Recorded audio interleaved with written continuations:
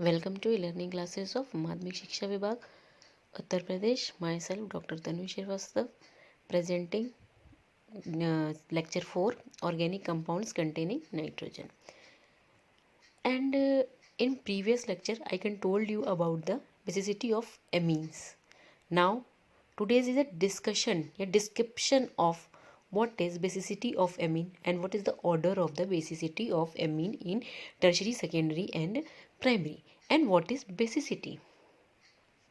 Basicity का मतलब बेटा क्या होता है, मैंने आपको शायद बताया था Lewis acid and Lewis base के बारे में कि अगर अनशेयर्ड इलेक्ट्रॉन पेयर को, मैंने कहा था A for acid, A for acceptant, तो जस्ट अपोजिट क्या होगा कि बेस वो होंगे जो डोनेट करेंगे. ठीक है, तो आपको पता है कि अगर हम ये लिखते हैं अमीन, तो अमीन में आप ये एक अनशेयर्ड पेयर ऑफ इलेक्ट्रॉन्स है, तो यानी इसके अंदर ये कैपेसिटी है कि ये डोनेट कर सके. तो अगर ये डोनेट कर सकता है तो ये क्या होगा, बेसिक होगा. ठीक है, अब क्या होता है कि फैक्टर्स क्या होते हैं, अफेक्ट करते हैं बेसिसिटी ऑफ एमीन्स को. कहने का मतलब ये है कि दो तरीके की फेजेस होती हैं. आपको पता है कि in the basicity of amine, aqueous and gaseous. Gaseous phase में ऑर्डर अलग होता है एंड इन एक्वस फेज में ऑर्डर अलग होता है. सबसे पहले हम गैसियस फेज की बात करेंगे. उसके लिए आपका क्या होगा, देखिए यहाँ पे ये जो फैक्टर है ये है आपके एक्स फेज के लिए, यानी उसमें आपका स्टीरिक फैक्टर भी लगेगा, प्लस आई भी लगेगा एंड सॉल्वेशन. लेकिन ये जो प्लस आई इफेक्ट होगा it can only works on the gaseous phase. ठीक है, यानी जो गैस फेज में ही ऑर्डर होगा वो सिर्फ वर्क करेगा प्लस आई. फिर से मेरी बात ध्यान से सुनिए कि अगर मैं आपसे गैस फेज की बात कर रही हूँ तो सिर्फ कौन सा फैक्टर वर्क करेगा, ओनली प्लस आई. लेकिन इन एक्वस की बात कर रही हूँ तो ये तीनों फैक्टर आपके plus I, asterisk effect and solvation. अब कैसे होता है, हम बात करते हैं प्लस आई की, यानी समझ लीजिए कि हम गैसियस की बात कर रहे हैं. ठीक है, गैसियस फेज में आपको क्या पता है कि ऑर्डर क्या होगा. अब ये देखिए कि प्राइमरी एमीन, टर्शरी आपका क्या होता है बेटा, ये है, सेकेंडरी ये है, और प्राइमरी क्या है आपका RnH2. ठीक है, ये टर्शरी, ये सेकेंडरी, देन प्राइमरी. अब यहाँ पे ऑलरेडी क्या है, लोन पेयर प्रेजेंट है. मैंने क्या कहा अभी आपसे कि अगर इजीली लोन पेयर को डोनेट कर रहा है तो वो बेस है. अब यहाँ पे इजीली क्यों डोनेट करेगा, देखिए क्या है कि अगर ये नाइट्रोजन पे क्या है, लोन पेयर है, यहाँ पे क्या है, ये आर आपका क्या है बेटा, एल्किल ग्रुप. ये क्या है, एल्किल ग्रुप. आपको पता है कि जो एल्किल होता है वो प्लस आई होता है, वो इलेक्ट्रॉन को क्या करता है, डोनेट करता है. तो अगर ये 3 एल्किल ग्रुप है, ये देखिए ये आपके 3 एल्किल, यहाँ ऑलरेडी इसका एक लोन पेयर है. 3 अगर प्लस आई ग्रुप प्रेजेंट है तो ये इजीली इसलिए निकल सकता है क्योंकि यहाँ पे 3 इलेक्ट्रॉन डोनेटिंग ग्रुप प्रेजेंट है. वो क्या करेंगे, इलेक्ट्रॉन देंगे. इलेक्ट्रॉन को जब देंगे तो रिपल्शन होगा, तो ये दूर जाएगा, क्योंकि इलेक्ट्रॉन इलेक्ट्रॉन के बीच में रिपल्शन होगा, दूर जाएगा. यानी कहने का मतलब ये इजीली रिमूव हो जाएगा. तो टर्शरी में क्या होगा, 3 एल्किल ग्रुप है, 3 प्लस आई ग्रुप है, इजीली इलेक्ट्रॉन को डोनेट दे सकते हैं, जिससे कि यहाँ से इजीली इलेक्ट्रॉन का अनशेयर्ड पे इलेक्ट्रॉन निकल जाएगा. सेकेंडरी में बात करेंगे तो सेकेंडरी में आपको पता है कि 2 होते हैं.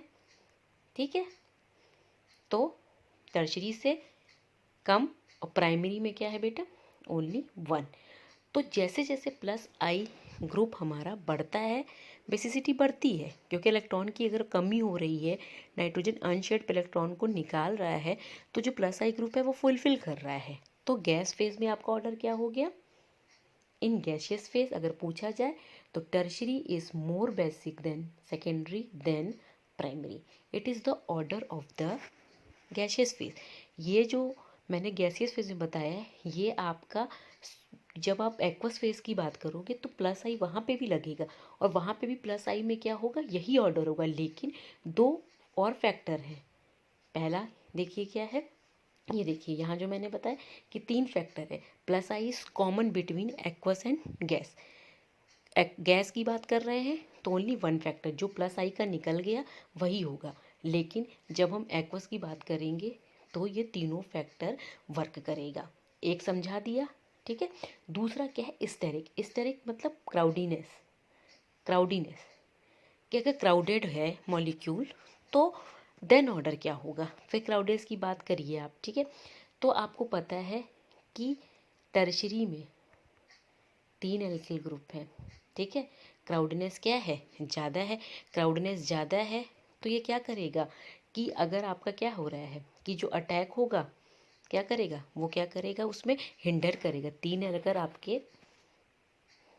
अगर आपके बल्कि ग्रुप हो, बड़े ग्रुप हो, तो वो क्या करते हैं, अगर आपका क्या होता है अटैक ऑफ हाइड्रोजन होगा यहाँ पे। सपोज अगर हाइड्रोजन आयन क्या होता है आपको पता है कि बेस क्या होंगे, हाइड्रोक्सिल आयन निकालेंगे, और अगर एच अटैक कर रहा है तो यहाँ पे 3 बल्किल ग्रुप है तो इसे रोकेगा। तो टर्शरी में 3 एल्किल ग्रुप है तो ज़्यादा रोकेगा, सेकेंडरी में उससे कम और प्राइमरी में उससे कम। तो यहाँ पे अगर स्टेरिक फैक्टर है तो वहाँ पे क्या ऑर्डर होगा, primary is more stable than secondary than tertiary. देखिए अगर एल्किल ग्रुप लार्जर है तो हिंडर मतलब रोकता है वो अटैक ऑफ हाइड्रोजन को। तो जितने आपके एल्किल ग्रुप या बल्की ग्रुप ज़्यादा होंगे वो क्या करेंगे, रोकेंगे अटैक ऑफ हाइड्रोजन के। तो बेसिसिटी क्या हो जाएगी आपकी, कम हो जाएगी। तो प्लस आई से आपका क्या था, tertiary more stable than secondary than primary, it is the plus I. ये आपका क्या है according to the steric in aqueous solution. अब थर्ड फैक्टर क्या है, third factor is the solvation effect. Solvation effect क्या होता है कि जब हम इसे वाटर में डालेंगे तो वाटर क्या होगा, इसमें अटैच होगा। देखिए when dissolve in water the positive ion formed in maximum solvated किस में होगा, तो ये आप इसमें देखिए कि ये आप बात देखिए कि ये आपका क्या है, प्राइमरी है। तो प्राइमरी में जब वाटर के साथ इसका डिज़ोल्व करोगे बेटा तो 3 साइड्स हैं जहाँ पे वाटर मॉलिक्यूल जुड़ रहा है। और जब आपको पता है कि जब वाटर मॉलिक्यूल जुड़ेगा अट्रैक्शन होगा तो एनर्जी रिलीज़ होती है। तो यहाँ 3 बार एनर्जी रिलीज़ होगी, यहाँ पे सिर्फ 2 ही साइड्स अवेलेबल हैं तो 2 बार एनर्जी रिलीज़ होगी। और टर्शरी में ओनली आपका क्या है, एक ही हाइड्रोजन है, ठीक है। ओनली एक ही हाइड्रोजन है तो यहाँ पे क्या होगी, एनर्जी कम रिलीज होगी। कहने का मतलब यहाँ पे 3 साइड्स अवेलेबल हैं जहाँ वाटर मॉलिक्यूल सॉल्वेट हो सकता है, लेकिन सेकेंडरी में 2 है और टर्शरी में क्या है आपकी सिर्फ एक है। तो यहाँ पे भी आपका ऑर्डर क्या हो जाएगा जो मैंने आपको बताया था, प्राइमरी इज मोर स्टेबल क्योंकि 3 साइड्स है, secondary is more stable than tertiary. It is the order of the solvation. Steric का भी क्या था बेटा, यही सेम ऑर्डर था, लेकिन प्लस आई का क्या था आपका, ये गैसियस फेज की बात कर रहे हैं हम, सॉरी ये हम सॉल्वेशन की बात कर रहे हैं यानी एक्वस। वहाँ tertiary is more stable than secondary than primary. अगर हम आपको इन कंबाइनली बात करते हैं कि इन कंबाइनली आप बताइए कि एक्वस में ऑर्डर क्या होगा, तो आप देखिए यहाँ पे सब में सेकेंडरी बीच में है, ये दिमाग लगाइए। तो आपका क्या हो जाएगा, सेकेंडरी सबसे ज़्यादा स्टेबल है इन गैसियस में, सॉरी बार बार निकलता है ये कि एक्वस में। देन फिर आपका क्या आएगा, सेकेंडरी, फिर से आप ये देखिए सेकेंडरी दोनों के बीच में था, ठीक है। तो secondary is more stable than aqueous phase, ठीक है। उसके बाद आपका क्या हो जाएगा, secondary than tertiary than primary, क्योंकि आपका क्या था, 2 में तो आपका primary than secondary than tertiary था, बीच में दोनों में सेकेंडरी था। और आप जब उसकी बात करते हो प्लस आई की तो प्लस आई में आपका tertiary more stable than secondary than primary.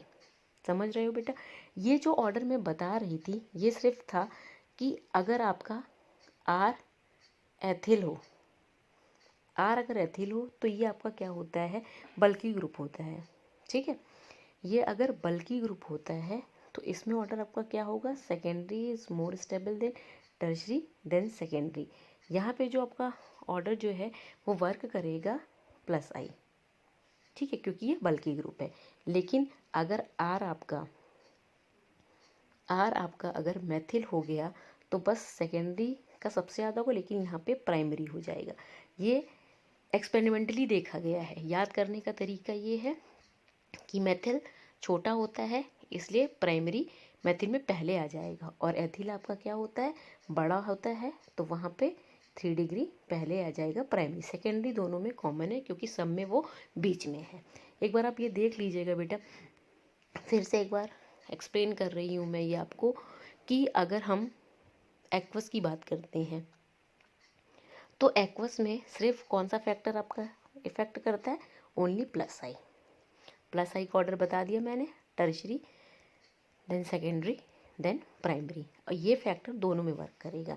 लेकिन हम जब एक्वस की बात करते हैं तो स्टेरिक भी वर्क करेगा और सॉल्वेशन भी। According to this primary is more stable than secondary than tertiary, solvation का भी सेम होगा। अब हम जब तीनों को कंबाइन नहीं करते तो दोनों में सेकेंडरी बीच में है, तो हम ये ऑर्डर लिखते हैं, secondary is more stable than tertiary than primary. ये केस था हमारा, क्योंकि हम किसे ले रहे थे, प्लस आई को। In the case of ethyl, ethyl बड़ा तो टर्शरी बीच में, लेकिन हमने आर अगर मेथिल ले लिया तो ये जस्ट हमारा अपोजिट हो जाएगा, 213 कोड, प्राइमरी तब बड़ा आ जाएगा।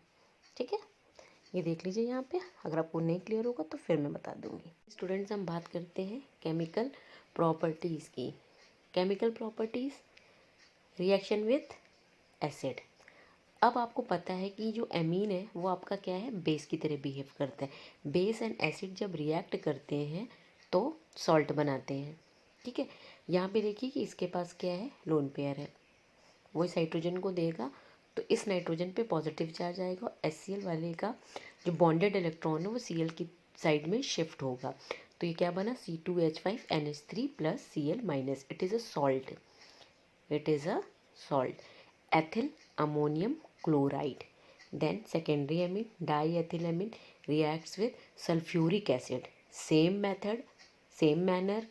ये क्या है, लोन पेयर, इस हाइड्रोजन पे आए तो ये देखिए इस पे पॉजिटिव चार्ज हो गया, C2H5 का 2 है, और ये H है NH2 का भी 2 हो जाएगा, और इस बॉन्ड का electron shifted to the sulphate, तो सल्फेट पे आपका क्या आ गया, नेगेटिव। तो it is also a salt, di ethyl ammonium salt. When acid and base reacts it's form a salt.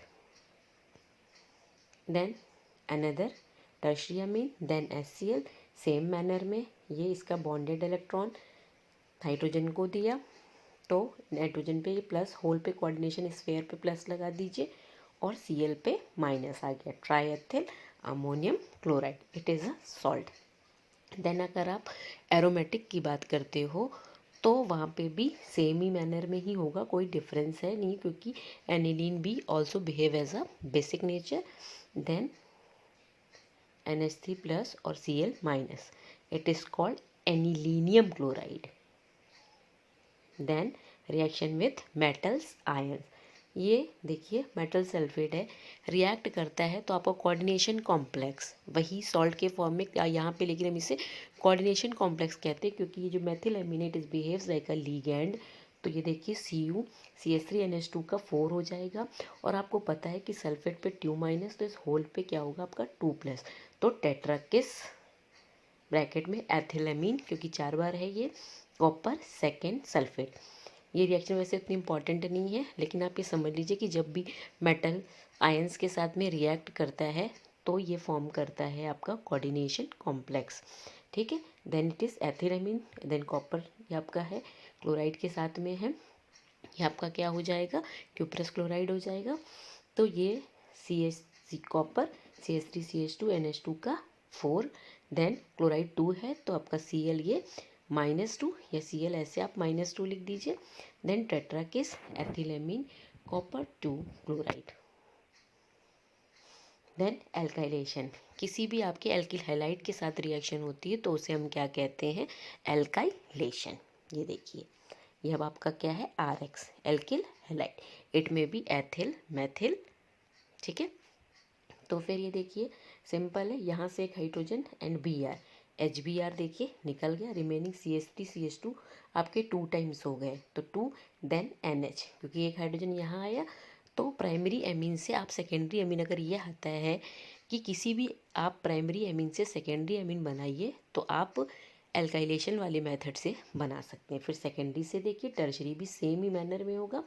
ये यहाँ से H और Br निकल गया तो CH3 CH2 का 3 ये हो गया, देन N ओनली। फिर टर्शरी से जब आप रिएक्शन कराते हो एल्किल हैलाइड की, तो यहाँ पे देखिए हाइड्रोजन नहीं है एक भी, तो ये आपका सॉल्ट बनाता है जो कि अनस्टेबल होता है। It is quaternary salt. तो CH3 CH2 के 4 हो गए, देन N इसको इलेक्ट्रॉन दे देगा तो N पे positive and Br negative. Then acylation COCl is called the acylation. ये पहले आप इजी देख लो, नहीं तो फिर आपको लगेगा कि टिपिकल जैसा। सिंपल वही है कि यहाँ से अगर H और यहाँ से Cl निकाल दो तो ये HCl निकल गया, RNH रिमेनिंग CO और ये R डैश आप ऐड कर दो। अब ये कैसे होता है देखिए, ये क्या होता है, ये जो CO का बॉन्ड है, ये देखिए ये यहाँ पे देखा तो इस कार्बन पे पॉजिटिव आया, इस पे नेगेटिव। इस कार्बन पे जो पॉजिटिव आया वो नाइट्रोजन ने यहाँ इसको इलेक्ट्रॉन दे दिए तो नाइट्रोजन पे पॉजिटिव आ गया और ये ऐड हो गया। अब यहाँ से आप क्लोराइड निकाल रहे हो तो नेगेटिव फॉर्म में निकलेगा, तो इस कार्बन पे क्या है आपका पॉजिटिव है, ठीक। और यहाँ से हाइड्रोजन निकलेगा तो इस बॉन्ड के इलेक्ट्रॉन को वो दे देगा। तो ये देखिए एन पे alkyl, N alkyl alkanamide, N alkyl alkanamide, ठीक है, क्योंकि CuNH है तो ये आपका एल्केनामाइड है। फिर देखिए जैसे आपका एसाइलेशन है वैसे क्या हो जाएगा बेंजोइलेशन। यहाँ पे आपका बेंजिल ग्रुप हो और उसका COCl हो तो बेंजोइल क्लोराइड और एथिलेमिन। रिएक्शन वैसे ही सेम है, ये Cl और एक H निकाल दो, in the presence of pyridine HCl हो गया, remaining NH C2H5F as it is add कर दी। बेटा मेरी बात को रिएक्शन को समझो, आप लोग बार बार वही करते हो, वीडियो देखते नहीं हो, फिर कहते हो कि समझ में सिंपल। ये रिएक्शन कितनी सिंपल है, इन the presence of pyridine benzoylation है। पॉसिबिलिटी है कि अगर HCl या HX निकल रहा हो तो वो निकाल दीजिए और रिमेनिंग ही जितने भी आपके बचे वो ऐड कर दीजिए, NH C2H5 N ethyl benzamide, N ethyl benzamide. Then अब आते हो एथिलेमीन की। किसी भी एल्डिहाइड या कीटोन से रिएक्शन होती है तो शिव base, it is a reagent जो लैब में आपको मिलेगा, ऐसे ही बनाया जाता है। तो एथिलेमीन है react with acetone in the presence of any acid. H+ का मतलब होता है कि कोई भी आपका एसिड हो सकता है, HCl हो जाए या H2SO4 हो जाए। यहाँ पे भी देखिए सिंपल है कितना, ये H2 निकाल दीजिए, यहाँ से O H2O निकल गया, CH3 CH2 and double bond CCH3, isopropylidene, isopropylidene ethyl amine, isopropylidene ethyl amine. फिर आप आते हो reaction with nitrous acid. HNO2 is known as the nitrous acid. It reacts with in the presence of the any acid HCl, एथिलेमीन। अब यहाँ पे देखिए N2, दो N2 निकाल दीजिए, ये आपका, ये CH3 CH2 और OH, ठीक है, OH आपका निकल जाएगा। पहले ये क्या करता है कि बेटा ये देखिए N2H2O निकाल दीजिए पहले, यहाँ से फिर से देख लीजिए, यहाँ पे O2 है और यहाँ पे ये देखिए ये H, ठीक है। तो ये देखिए और ये है तो 2H2O निकाल दीजिए, रिमेनिंग CH3 CH2 और N और ये वाला N और ये Cl, ये बन गया। ये आपका इंटरमीडिएट कंपाउंड है जो कि अनस्टेबल है क्योंकि नाइट्रोजन पे पॉजिटिव और क्लोराइड पे नेगेटिव है। फिर आप क्या करते हो हाइड्रोलिसिस करोगे तो ये N2 निकल जाएगा, यहाँ H कर दीजिए, यहाँ OH कर दीजिए, तो ये देखिए HCl N2 और एथिल अल्कोहल। अगर एथिलेमीन से एथिल अल्कोहल बनाना हो तो nitrous acid in the presence of HCl। फिर आप क्या करो कि पहले ये 2H2O निकालने के बाद इंटरमीडिएट बनता है सॉल्ट जो कि अनस्टेबल होता है। देन फिर हाइड्रोलिसिस कराते हो आप,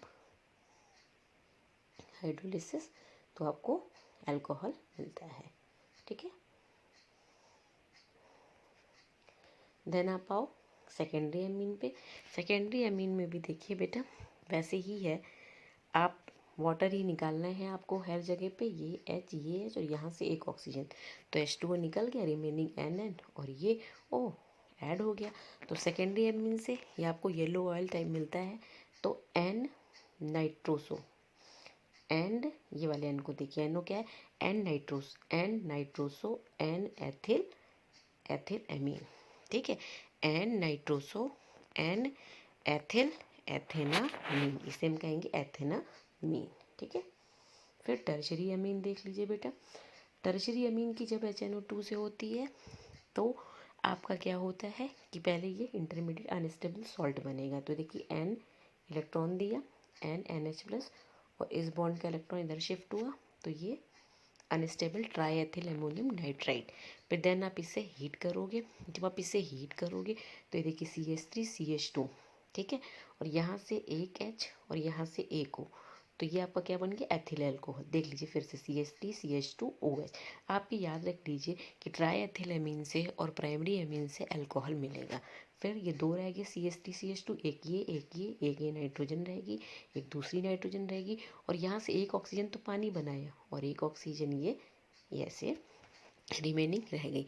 रिएक्शन देख लीजिएगा ये वाली, अगर समझ में नहीं आ रही है तो मैं फिर से आपको बता दूंगी। यहाँ से देखिए पहले ये होल आपस में रिएक्ट करके सॉल्ट बनाएगा जो कि अनस्टेबल होगा। ये बॉन्ड के इलेक्ट्रॉन को इसने यहाँ पे दिया, ये बॉन्ड का इलेक्ट्रॉन यहाँ आया तो NH पे प्लस हो गया और NO2 माइनस। अब ये जो भी कंपाउंड अगर अनस्टेबल होता है तो ज़्यादा देर तक रहता नहीं, हम इसे गर्म करते, गर्म करने के बाद अभी देखो किससे अल्कोहल बनना है, तो CH3CH2, यहाँ से एक O और ये H, OH निकल गया। अब तीन थे, दो CH3CH2 रह गए, दो नाइट्रोजन यहाँ रहेगी और यहाँ की एक ऑक्सीजन रह गई, तो एन नाइट्रोसो, ठीक है, डाई एथिल एमीन, ठीक है बेटा, थैंक यू। यहाँ तक आप देख लीजिए, इसके बाद नेक्स्ट में मैं बनाऊँगी।